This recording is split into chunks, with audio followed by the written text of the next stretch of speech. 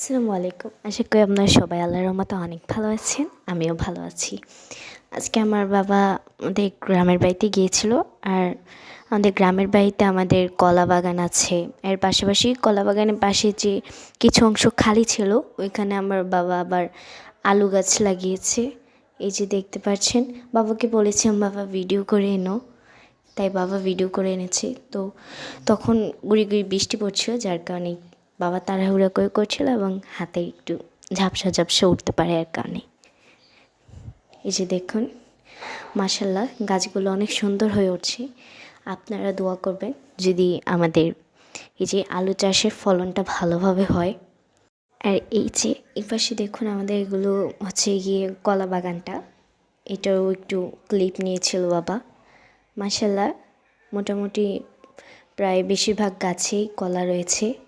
দেখুন তো দেখতে কি সুন্দর লাগছে। অ্যান্ড আজকের ভিডিওটা এতটুকুই। সবাই ভালো থাকবেন। আল্লাহ হাফেজ।